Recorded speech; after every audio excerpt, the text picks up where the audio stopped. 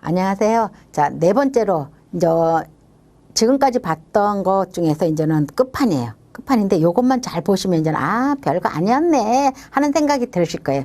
근데 별거 아니었네 하고 생각했다가 설치 허가 받으러 갔다가 이제 반려되면 그게 아니었구나 이런 수가 생겨요. 뭐 끝까지 잘 들어보시면 괜찮은데 지금 이 파트에서는 좀 쉬워요. 왜냐하면 일반 시설 인력은 그냥 있는 거를 그대로 그냥 칸만 채우면 돼요. 가면이고 설치 용지도 가면은 줘요. 저기 때문에 칸만 채우면 돼. 앞에 설치 계획서하고 그러니까 운영 규정 요것만 잘 이렇게 해놓으시면은 요거 쓰는 거는 별거 아니다 하고 생각하셔도 돼요. 그래서 뭐 앞에서 잠깐 앞에 나왔던 부분이에요. 앞에 1강에서 보여줬던 것을 다시 한번 좀 마무리하면서 한다라는 생각으로 보여드리는 거죠.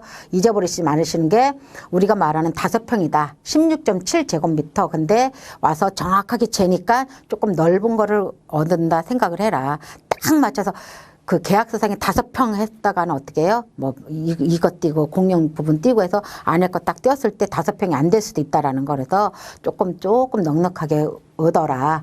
그러니까 너무 비싼 거 처음부터 비싼 거 얻으면 대상자는 없는데 과외돈으로 나가는 돈이 많아지면 힘들어지니까 1층보다는 2층, 3층도 괜찮다. 조금 골목으로 조금 들어가도 괜찮다 하는 것을 팁으로 말씀드리고요. 큰 길이라고 해서 잘 되진 않아요.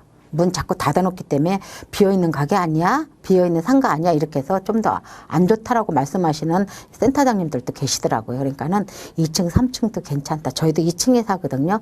더 편한 것 같아요. 문 닫고 나가도 불편하지 않고 그다음에 누군가가 문 닫은 집 같지 않아서 괜찮고 1층 한 집들은 조금 그래요. 그래서 한다라는 거. 그래서 꼭 사물함 사실 때 자물쇠 있는 거 꼭 사셔라. 아니면 그냥 아무 생각 없이 사놓으면 나중에 또 사야 되는 그런 부분이 생기니까 처음에 장만하실 때 자물쇠가 꼭 있는 거를 하셔라. 뭐 책상 컴퓨터 이런 것도 일부러 돈 들여서 사시지 말고 집에 있는 거 그냥 내오세요. 책상도 중고 가게 가서 그냥 깨끗한 거 그냥 들여놓으시면 돼요. 굳이 새 거로 막 휘황찬란하게 하실 필요 없어요. 그냥 깨끗한 거.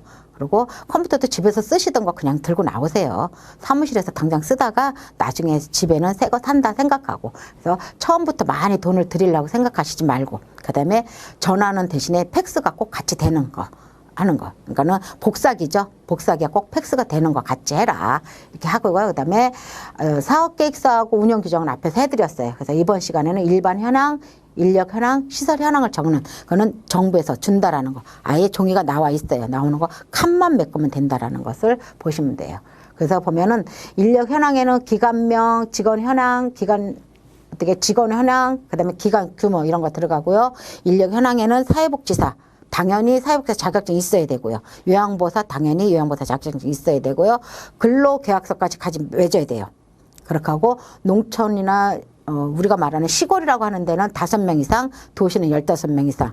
그럼 15명을 처음에 할 때는 어떻게 구해요? 이래요. 그래서 저희한테 이제 컨설팅 오면은 한번 그래서 처음에 얘기를 해줄 때 그래요. 어차피 나중에 그 선생님들하고 일을 계속 할 거라고 생각하면 교차로나 아니면은 어쿠넷은 처음에 이제 사업자 계획서 사업자 등록증이 없어서 내기 어렵고요.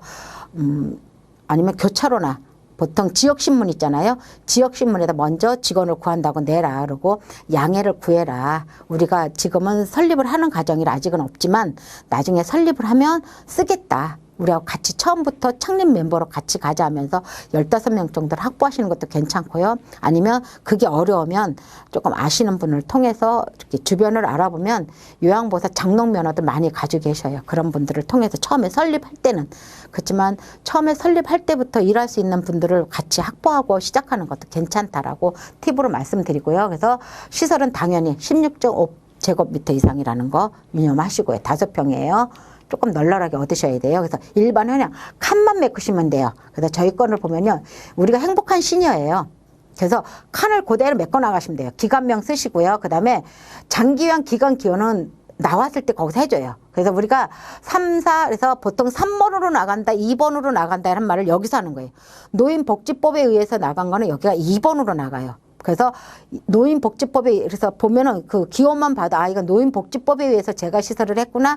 3번은 노인장기요양보험법에 의해서 했구나라고 나오는 거예요. 이거는 저희만 알 수 있는 거고요. 이제 좀 오래된 선배인 저희만 알 수 있는 거고요. 그다음에 설치 신고 날짜는 우리가 정해요. 할 때. 지금 갖다 내지만 지금 내지 말해서 2008년 8월 1일이라는 것은 저희가 냈던 시점을 저희가 적어봤어요. 그래서 한다라는 거. 그래서 정원은 정해지지 않는다라고 앞에서 말씀드렸었어요. 그래서 땡땡땡이라고 정원도 당연히 청원이나 정원은 그냥 땡땡땡으로 나가시면 돼요.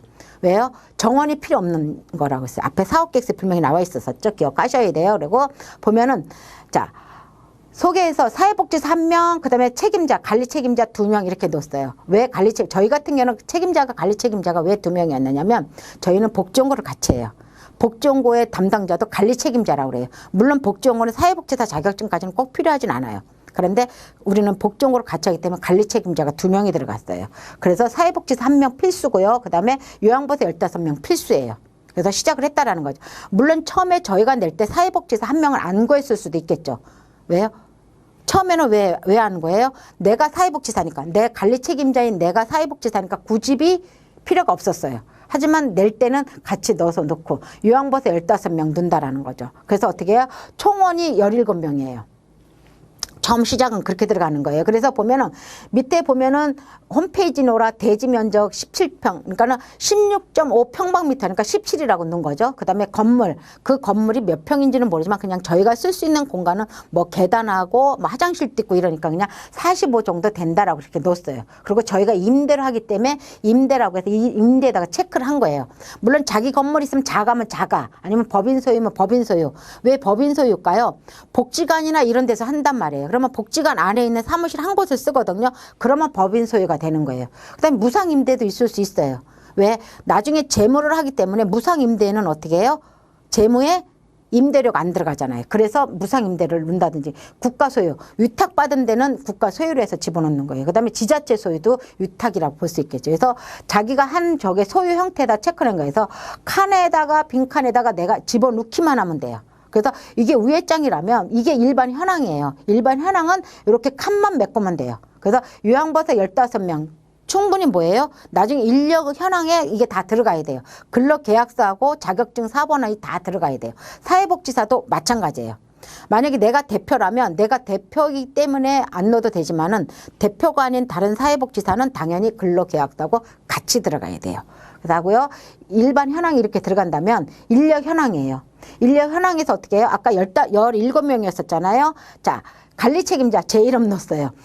제 이름 넣어서 해가지고 사회복지사 제가 자격증이 사회복지사 1급을 가지고 있기 때문에 1번으로 해서 땡땡땡 이렇게 그냥 집어넣거든요. 이렇게 되고 그래서 앞에 1번은 관리 책임자기 때문에 1번이에요. 연번에서. 왜 1, 2 나가다 11로 나갔지 이렇게 의아하실까 봐 설명드리는 거예요. 관리 책임자는 연번에 1번이에요. 그 다음에 사회복지사는 2번이에요. 2명의 사회복지사가 있다 그러면 밑으로도 2번 해가지고 사회복지사가 들어가는 거예요. 그리고 뭐 물리치수라는 사람 몇 번, 뭐 다른 종목에 따라서 간호조무사는 몇 번 이 번호가 다 달라요. 근데 요양보호사는 11번이에요. 그러니까 연번이라는 건 우리가 알고 있는 숫자가 아니에요. 이렇게 1, 2, 3, 4 나가는 숫자가 아니라 연번은 그걸 말하는 거예요. 그래서 11번은 요양보호사예요. 그래서 요양보호사 누구 해서 밑으로 15명이 쭉 붙어야 돼요. 그래서 뒤에 어떻게 자격증 4번과 근로계약서 4번이 같이 들어가는 게 어떻게 해요? 인력 현황이에요. 그래서 꼭 근로계약서를 써야 되고요. 근로계약서 안에는 어떻게 해요? 시작과 끝점이 꼭 들어가야 된다라는 거. 그래서 들어가고요. 그 다음에 계약한 개인 정보에 대한 것도 들어가야 되고요. 계약서 내용은 다시. 계약서도 요양보호사 선생님들 계약서도 쓸 수 있게끔 정부 그 건보 안에 들어가면 다 나와 있어요.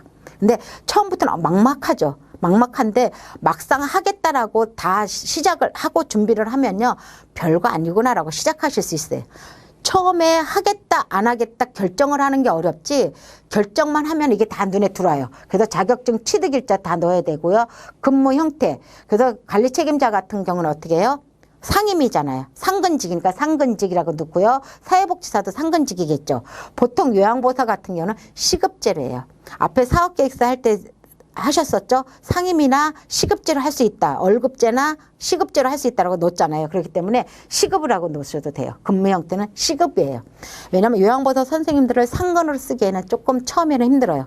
나중에 사무원 겸 요양보호사로 쓰면 좋겠다라고 운영진행할 때 말씀드렸었어요. 그래서 근무 형태는 시급제. 그 다음에 입사. 퇴사는 나중에 퇴사할 때 넣는 날짜고 입사니까 지금 다 입사 날짜만 넣으면 돼요. 그리고 근무 시작일. 우리가 앞에서 어떻게 해요? 8월 1일자로 하겠다 했잖아요. 다 8월 1일자라서 쭉 넣으면 되겠죠.